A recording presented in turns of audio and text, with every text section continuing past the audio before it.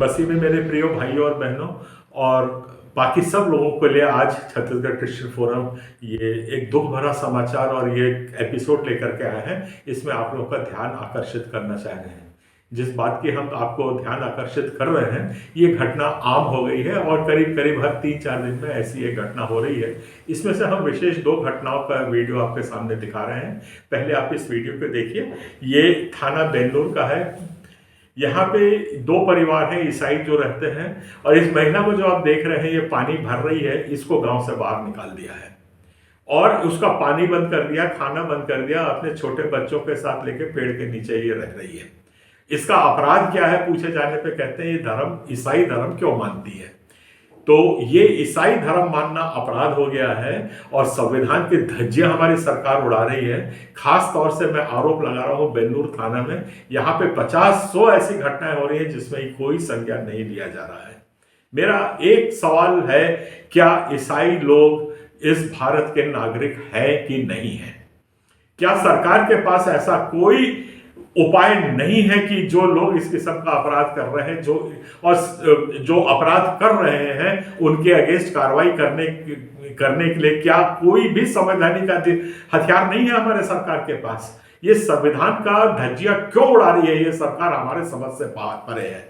क्यों उनके ऊपर एफआईआर नहीं हो रहा है? क्यों ऐसे 2-4 ही लोग रहते हैं गांव में जो सारा उत्पात मचा के रखे हुए हैं, उनके अगेंस्ट सरकार कार्रवाई नहीं कर रही है? ये बहुत दुख है और दुख ही नहीं है, ये अपराध में शामिल है। बेल्लूर थानेदार साहब को मैं ये बताना चाहता हूं, आपने अपराध का संज्ञान ना लेकर के आप अपराध में एक सहभागी हो गए हैं और हम हाईकोर्ट से लेकर सुप्रीम कोर्ट तक जाने में देर नहीं करेंगे।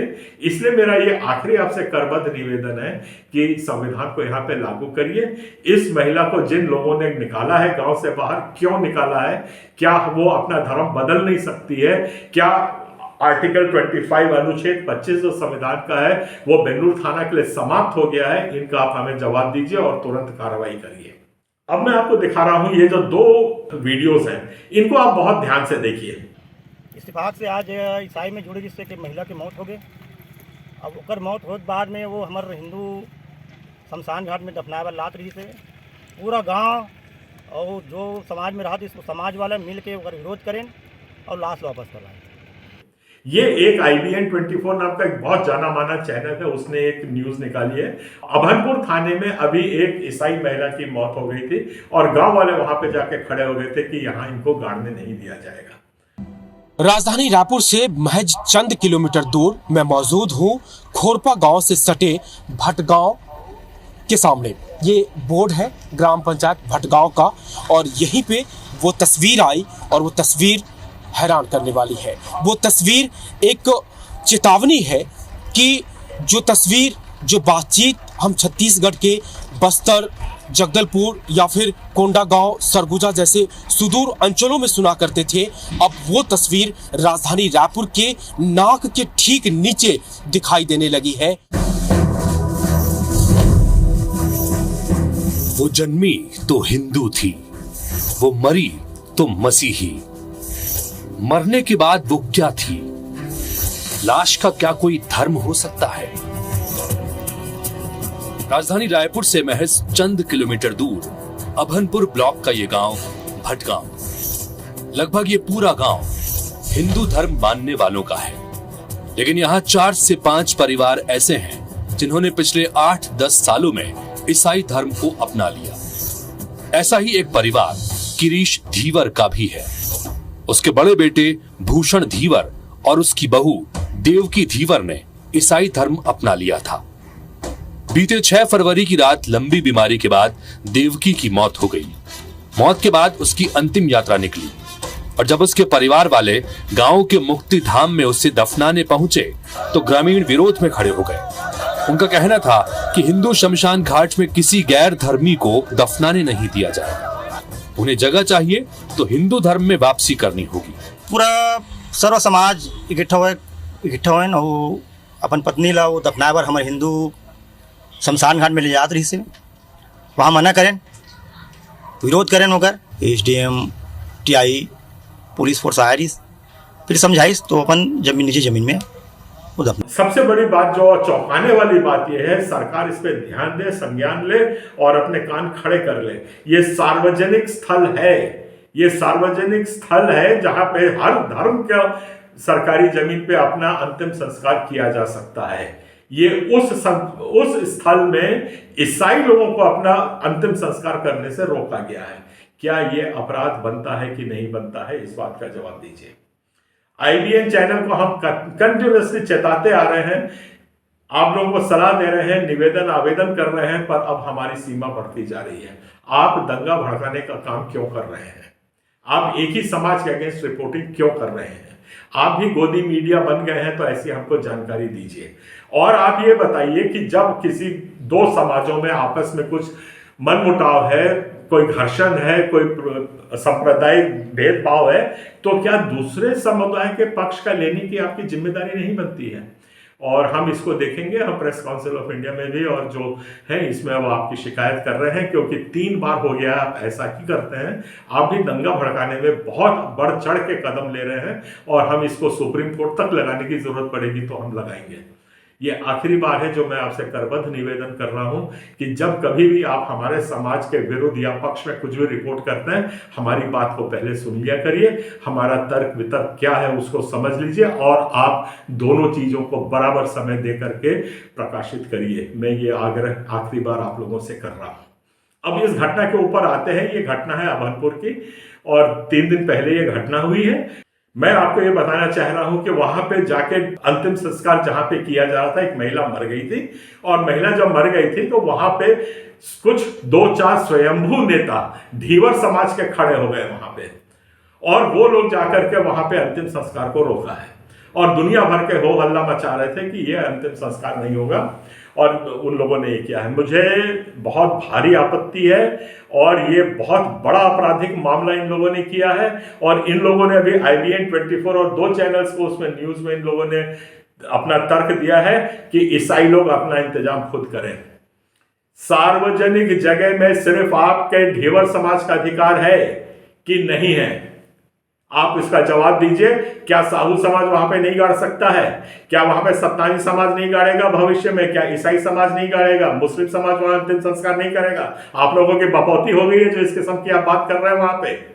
आप लोग होश में आ जाइए और उल्टी सीधी बात करना छोड़ दीजिए। आप लोग दंगे भड़का रहे हैं, देश को बांटने का काम कर रहे हैं, और ईसाई समाज पढ़ा लिखा समझदार है जो सुप्रीम कोर्ट तक की हमारी दौड़ है, तो बहुत तुरंत हम इसका आपका संज्ञान लेंगे। ये 2-3 लोग हैं, इनके नाम हम इकट्ठे कर रहे हैं। इनने कहा है कि ईसाई समाज यहाँ पे नहीं करेगा। क्यों नहीं करेगा? सार्वजनिक जगह क्या ईसाई लोगों की नहीं है? कल आप ये तर्क करेंगे ये सड़क हमारे धीवर समाज की है, तो इस सड़क के 4 हिस्से किए जाए। एक सड़क पे धीवर समाज चलेगा, दूसरे में साहू समाज चलेगा, तीसरे में ईसाई समाज चलेगा। आप ये कहना चाहते हैं? आप ये कहना चाहते हैं कि बस स्टैंड के लिए ढेवर समाज का बस स्टैंड, वो भी सार्वजनिक जगह है, बस स्टैंड, रेलवे स्टेशन भी सार्वजनिक जगह है, तो ढेवर समाज के लिए अलग प्रावधान होगा? आप देश को बांटने का काम कर रहे हैं, होशियार हो जाइए। एक तो आप लोगों ने उसको अंतिम संस्कार, उसके पास पूरा अधिकार है अपना धर्म बदलने का, उसने उसको बदला है। उसके घर में मौत मुट्ठी हो गई है, तो इंसानियत दिखाने के बदले आप वहां पे खड़े होकर के अपने धर्म का गुणगान कर रहे हैं। कौन सा धर्म है आपका? इंसानियत को इस किस्म से प्रताड़ित करना, मारना पीटना, ये आपका धर्म है? पता नहीं किस धर्म से आते हैं आप लोग, कौन से धर्म आपको ऐसे करने की आज्ञा देता है। मैं यहाँ से सरकार को भी, हमारे आदरणीय मुख्यमंत्री जी को, होम मिनिस्टर जी को, ये सबको बोल रहा हूँ कि कृपया इसका संज्ञान लीजिए। इस किस्म की घटना ये बढ़ती ही जा रही है। पहले ये कोंडागांव में थी, नारायणपुर में थी, सुकमा में थी, बीजापुर में थी, दंतेवाड़ा में थी, जब उसके बाद यहाँ पे हुई जगदलपुर में। आए दिन की ये होती है। अभी यहाँ पे कोरार थाने में घटना है, मैं उसके बहुत बात करना चाहता हूं, जिसमें बहुत ज्यादा हंगामा हुआ था, और घटना यही थी कि वो लाश को गाड़ने नहीं दे रहे थे, और वहां पे जाकर के वो जो समाज के जो हैं, कोई भी जो समाज है मैं जानता नहीं, जो शेड्यूल ट्राइब्स में आते हैं, उन लोगों ने बोला कि आप पहले हमारी घर वापसी करिए। आपका धर्म कौन सा है? शेड्यूल ट्राइब्स का कौन सा धर्म होता है जिस धर्म में वो वापस जाए? तो आपने तो एक सुप्रीम कोर्ट का उल्लंघन किया है, उसकी धज्जियां उड़ाई है। उसके बाद दूसरे दिन वहां पे हमारे कलेक्टर साहब ने एसडीएम को भेजा, टीआई को भेजा, एसडीओपी को भेजा, वो सब जाकर के समाज को समझौता कराने की कोशिश की है। शर्म करो ऐसे शेड्यूल कास्ट के जो लोग, शेड्यूल ट्राइब से जो आप लोग आते हो, आपने हमारी महिला को पकड़ के ले गए उन अधिकारियों के सामने और उसको बोला कि हमारे देवता के सामने तुम शराब पियो, तब जाके तुम्हारी घर वापसी होगी। हमारा धर्म शराब छुड़वाता है, इसलिए आज हमारे धर्म फल फूल रहा है और हर किस्म से आ रहा है। आप कौन होते हैं जो हमारे धर्म से वापस लेके शराब पिलाने के वहां पे बात करने की बात कर रहे हैं? आप लोग दबाव बना रहे हैं कि शराब पियो तो ही हम तुमको अपने धर्म में वापस लेंगे। ये कैसा धर्म है जो शराब पीना सिखाता है आपको? हम नशा मुक्ति करते हैं, हम लोगों को छुड़वाते हैं शराब से, और आप बोल रहे हो कि शराब वापस लोगे तभी हम अंतिम संस्कार करने देंगे। ये दबाव की राजनीति है और ये आप दबाव बिल्ड कर रहे हैं। ये घर वापसी नहीं है, मेरी बात को सुन लीजिए। आप लोग प्रलोभन कुछ नहीं है यहाँ पे। आप लोग जबरदस्ती किसी को धर्म को वापस लेके जाने की कोशिश कर रहे हैं और हम इन सब बातों को लेकर सुप्रीम कोर्ट फिर लगाएंगे इस बात को। मेरा फिर आखिरी निवेदन है कि इस किस्म की घटनाओं को रोकिए। सब वहां से आग बढ़ती जा रही है, अभनपुर रायपुर तक आ गई है क्योंकि पुलिस निष्क्रिय है। आज भी वहां का जो अभनपुर का थाना है उसने इन अपराधी लोगों के विरुद्ध कोई एफआईआर बुक नहीं की है। आदरणीय टीआई साहब, सरकारें आती रहेंगी जाती रहेंगी, ये बात आप मेरी बहुत अच्छे से जान लीजिए। आपको बचाएगा तो संविधान बचाएगा और रिटायर हो जाएंगे तब भी जाकर के हम आपको लेके आएंगे वहां से। अगर संविधान का अनुपालन नहीं हुआ तो हम मरते दम तक अपनी लड़ाई लड़ेंगे, चाहे उसमें फिर कोई भी बलि हमको चढ़ानी पड़े।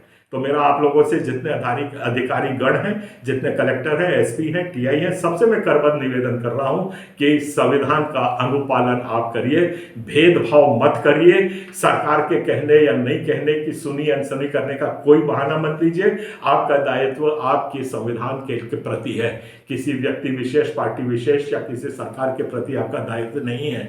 आपका दायित्व संविधान के प्रति है, उसका अनुपालन करिए और शांति, भरपूरी और सौहार्द इस देश में, इस प्रदेश में आने दीजिए। इतना ही मैं निवेदन करता हूं। सबको जय जोहार, जय भारत, जय हिंदुस्तान, सबको जय मसीह।